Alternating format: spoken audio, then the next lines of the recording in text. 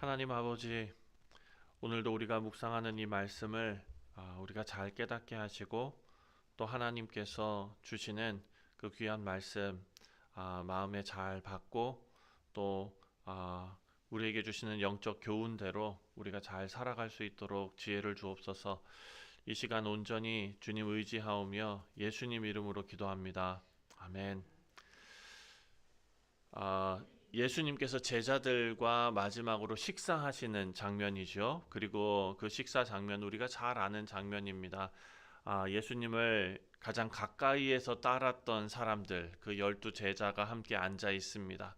그리고 예수님께서 오늘 본문 18절 말씀을 보니까 충격적인 말씀을 하시죠. 자, 내가 너희를 다 가리켜 말하는 것이 아니라 나는 내가 택한 자들이 누군지 안다. 그러나 내 떡을 먹는 자가 내게 발꿈치를 들었다 한 성경을 응하게 하려는 것이다.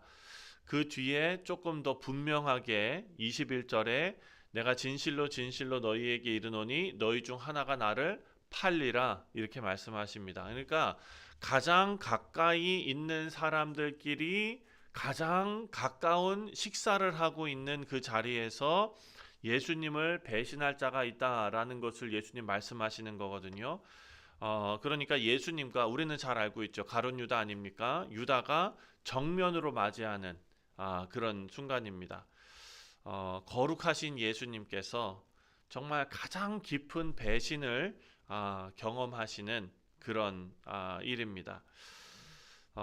이 말씀에서 유다의 배신을 예수님께서 갑자기 알게 되신 것이 아니라는 사실을 우리는 알고 있죠. 그러니까 예수님 계속 지내시다가 유다를 유심히 보시고 이 사람이 나를 배신하겠구나. 그리고 물증을 잡았다. 이게 아닙니다. 예수님은 이미 알고 계셨다라고 말합니다.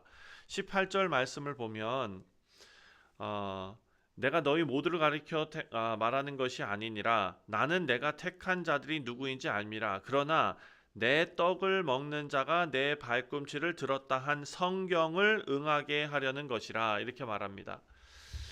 그 배신도 하나님의 계획 안에 있었다라는 것이죠. 지금 내 떡을 먹는 자가 내게 발꿈치를 들었다. 이것은 시편 말씀입니다.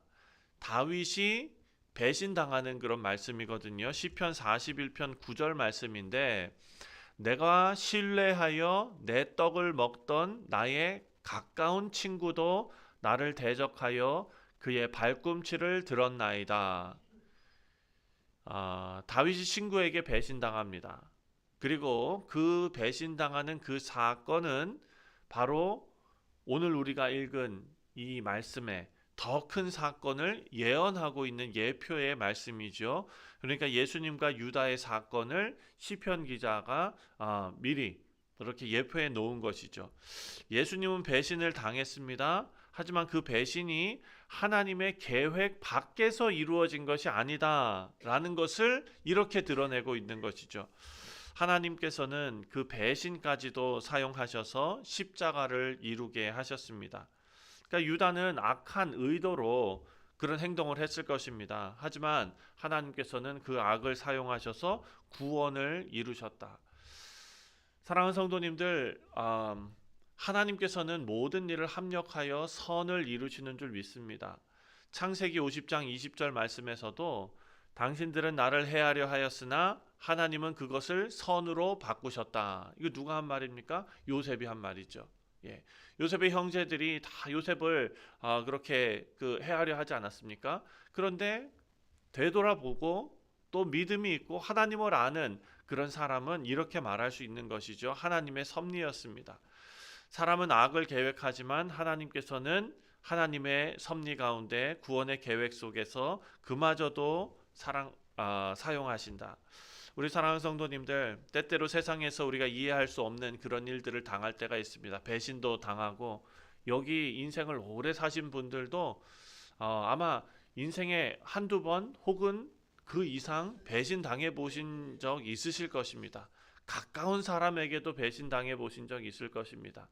우리 어린 아이들도 요만한 조그만 애들도 엉엉 울면서 집에 오잖아요. 억울해, 억울해. 예. 그러면서 와요. 그 조그만 애도 배신당해가지고 억울하다 그러면서 부모에게 오지 않습니까? 인간은 누구나 이런 일을 당합니다. 상처도 있고 악한 일도 있습니다. 하지만 하나님께서는 그 모든 것 위에 계심을 우리는 믿습니다. 그 모든 것을 통해서 하나님의 구원의 계획, 그리고 또 우리를 향한 하나님의 계획들을 빚어가시는 줄 믿습니다. 두 번째로 제자들의 반응을 어떻게 기록해 놓았느냐. 예수님께서 너희 중 하나가 나를 팔리라 했더니 22절에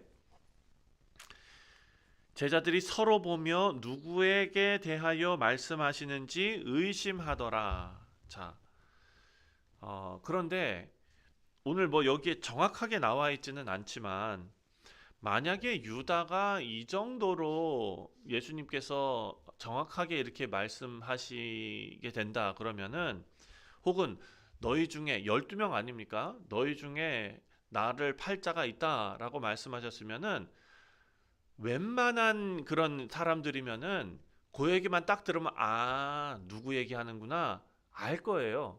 예. 왜냐면은 평소에 같이 지내왔던 그 3년이라는 그 시간 동안에 사랑하는 성도님들 얼마나 많은 일들이 있었겠습니까?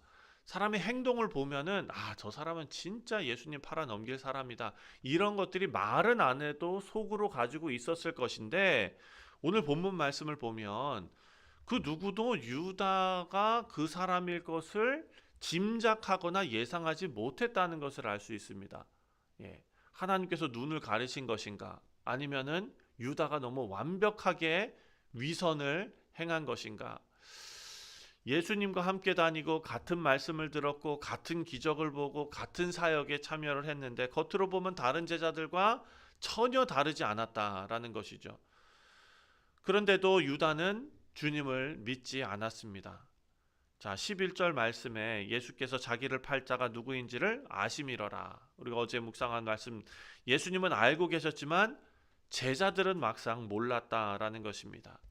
우리 사랑하는 성도님들, 교회, 제가 말하는 교회는 이 로컬 교회가 아니라 하나님의 교회, 유니버설 처치, 그 교회 안에 사랑하는 성도님들 수많은 사람들이 있지 않습니까? 예. 그 하나님께서 택하신 구원받은 믿음의 백성들, 그 안에는 한 명도 이런 낙오자가 없습니다. 왜냐? 하나님께서 택하시고 부르시고 영광의 자리로 이끌어 가시는 참 정말 하나님의 자녀들이기 때문입니다. 그런데 우리가 눈으로 보고 있는 로컬 교회 안에서는 상황이 다르다는 것입니다. 교회 안에 있다고 해서 또 그들이 신앙의 모습을 가지고 있다고 해서 겉모습만 가지고 그 신앙을 판단할 수가 없다라는 것을 알 수 있습니다.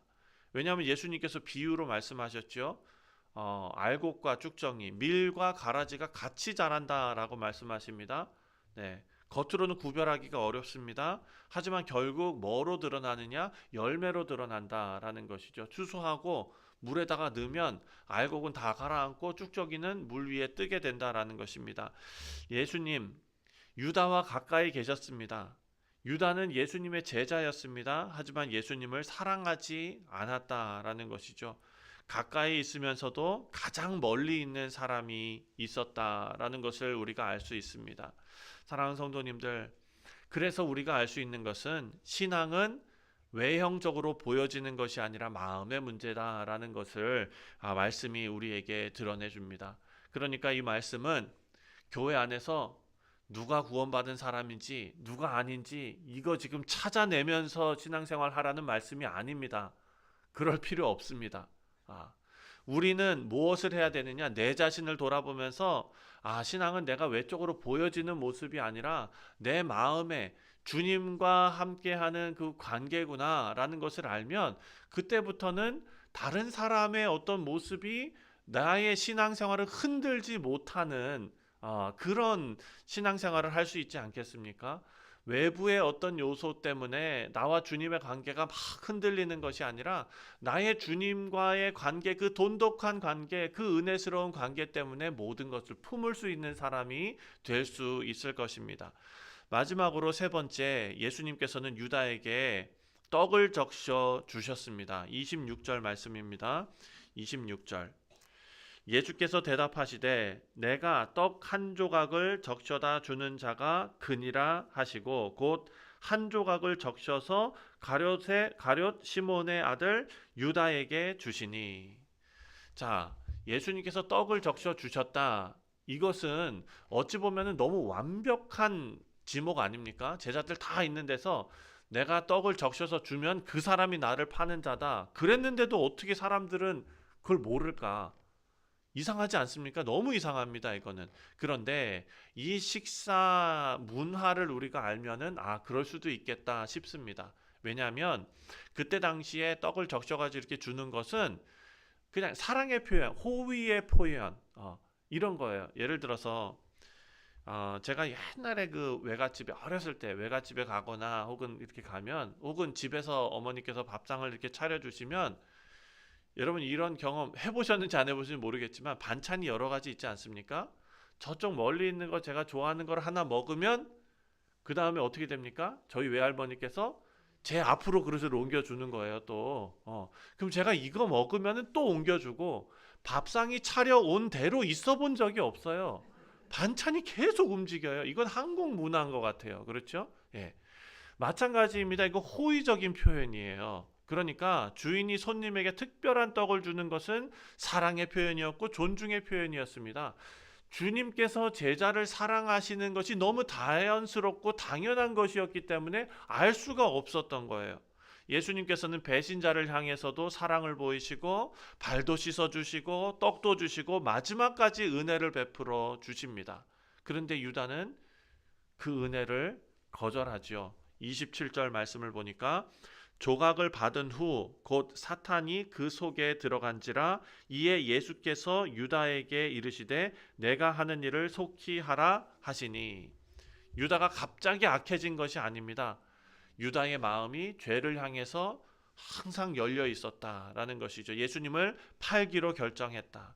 그 결정이 확정된 순간 사탄이 그를 완전히 지배하게 되었습니다. 내가 하는 일을 속히 하라. 그리고 30절 말씀을 보니까 유다의 인생이 이렇게 묘사됩니다. 30절 말씀. 유다가 그 조각을 받고 곧 나가니 밤이러라. 밤이러라. 여러분, 이것은 그냥 시간적으로 밤이라고 기록해 놓을 수도 있지만 우리는 낮과 밤을 이야기할 때 요한복음에서 이것이 영적인 의미가 있다는 것을 알죠. 예, 낮으로 오신, 낮이 있을 때 예수님께서 함께 하실 때 곧 밤이 올 것이다. 예수님이 없는 부재의 시간. 사랑하는 성도님들, 빛은 예수님을 의미하고 어두움은 하나님을 떠난 상태입니다. 유다가 떡 조각 받고 나가니 밤이었습니다. 빛의 자리를 떠난 것입니다. 어둠 속으로 들어갔습니다. 결과적으로 그 인생은 어둠이 되었습니다. 말씀을 맺습니다. 오늘 본문 말씀은 유다의 비극적인 삶의 모습이었습니다. 첫 번째로 우리가 생각한 것은 하나님께서 인간의 악, 배신까지도 사용하셔서 구원의 계획을 이루셨다라는 것을 우리가 알 수 있었고요. 두 번째는 예수님 가까이 있어도 믿음이 없는 사람이 있을 수도 있다라는 것입니다. 그래서 중요한 것은 내 마음이 주님을 향해 있는가, 내 마음이 주님을 향해 계속 한 걸음씩 가고 있는가. 마지막 세 번째로 은혜를 거절하면 결국 밤, 어둠 속으로 나아가게 되어 있다라는 것이죠. 유다가 예수님을 팔았습니다. 사랑하는 성도님들, 저 정확히 말하면 유다가 예수님을 판 것이 아니죠. 유다가 무슨 예수님을 소유하고 있습니까? 자기 자신을 판 것입니다. 은 30에 자기 영혼을 팔았습니다. 우리 사랑하는 성도님들, 우리가 예수님 곁에 있는 사람인가? 주님께 속한 사람인가? 겉으로만 가까운 사람인가? 진짜 주님께 속한 제자가 되어 있는가? 사랑하는 성도님들, 우리 모두는 주님 안에 있는 참된 제자임을 믿습니다. 그래서 빛 대신 주님 안에 끝까지 거하는 우리 복된 성도님들 다 되시기를 주님의 이름으로 축원드립니다. 기도하겠습니다. 하나님 아버지, 오늘 이 말씀이 유다의 어떤 그 비극적인 그런 모습을 말씀을 통해 우리가 보았습니다. 예수님 가까이 있으면서도 예수님을 사랑하지 않았던 유다의 모습입니다. 하나님, 이 말씀을 통해서 우리의 신앙의 옷 매무새를 다시 한번 고칠 수 있는 기회가 되게 하시고, 진심으로 주님 사랑하는 제자가 되게 하시고, 주님의 은혜를 가볍게 여기지 않는 그런 믿음의 성도들이 다 되게 하여 주옵소서. 감사드리오며 예수님의 이름으로 기도하옵나이다. 아멘. 하늘에 계신 우리 아버지여,